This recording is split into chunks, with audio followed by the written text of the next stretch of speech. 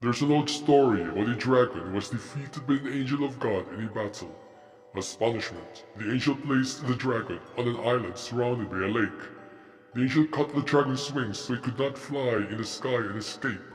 The dragon could not swim the vastness and depth of the lake. Solitary on top of the island, the dragon dug a hole so wide and so deep that it reached the bottom of the earth. From then on, the dragon made the underground its dwelling place, spending its time sleeping. Centuries passed and living creatures inhabited the island. They had been clueless about the dragon underneath the ground until one night the angel appeared to them. The angel made them leave as it was dangerous to stay on an island with a ferocious beast. Nonetheless, the inhabitants refused and begged the angel to allow them to stay. The angel allowed them, but he gave them warning to never venture on top of the island where the opening of the hole could be found. The opening could channel any movement, sound, and noise directly to where the dragon was dwelling. They called the opening the crater. They should never awaken the dragon, as the beast would unleash fires from its mouth and burn them all alive, including the whole island.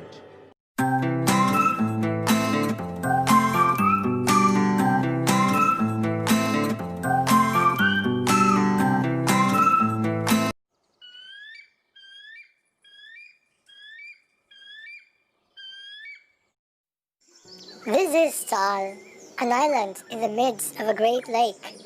This is our home. Well, it used to be our home. I was born here.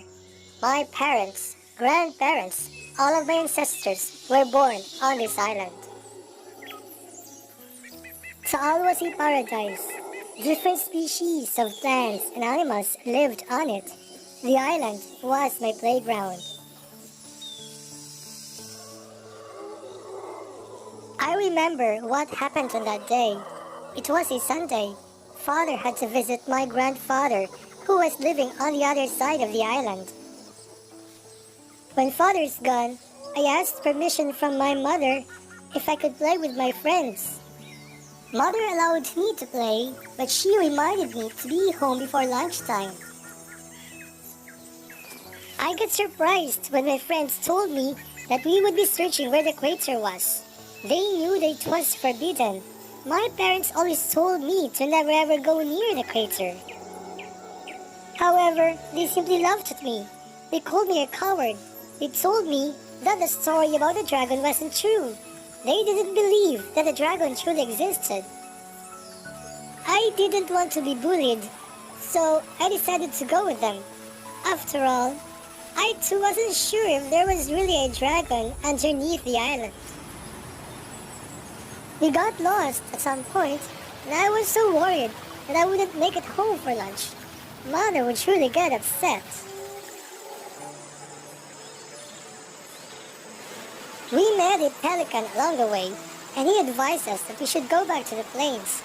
But we simply ignored him, and we continued moving upward.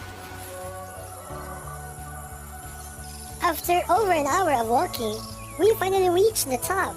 We couldn't believe of what we saw. It was so beautiful. We saw the crater and it was so huge. Maybe for the birds of the sky it was just a common sight, but for us it was a treat. True enough, we didn't see any dragon or any sign of it.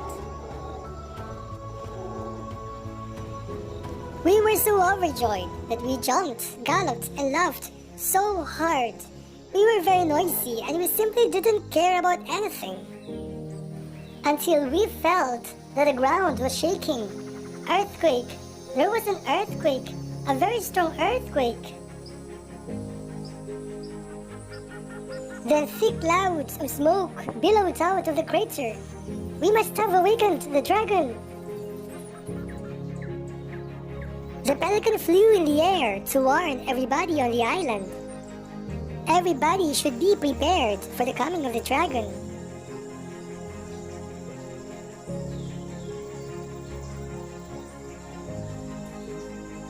In fright, we ran in haste away from the smoke. Anytime soon the dragon would surface from the crater and devour us all. All of the inhabitants panicked. We ran for cover as ashes started to shower above us.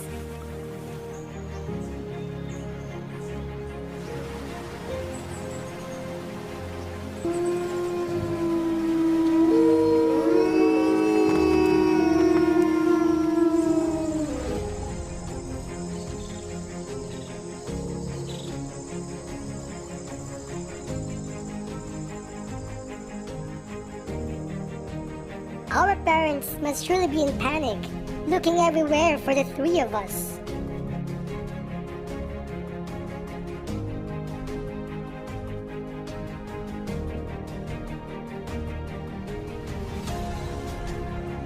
Oh, poor mother! I should have obeyed her. She must have waited for me for lunch, and father must have searched for me everywhere. After running so fast back to the plains, we were finally reunited with our families, but we didn't know where to take refuge. It was sad that we simply ran everywhere at no specific direction. We didn't see this coming. We were caught unprepared. Then we heard the eagle shouting at us, "Everybody to the mainland!" We all headed to the lake fronts. Those who could swim plunged into the lake away from the island. The mainland was our only refuge. However, there were some who couldn't swim the deep lake, my friends included. What would happen to those who couldn't swim? Then something surfaced from the water.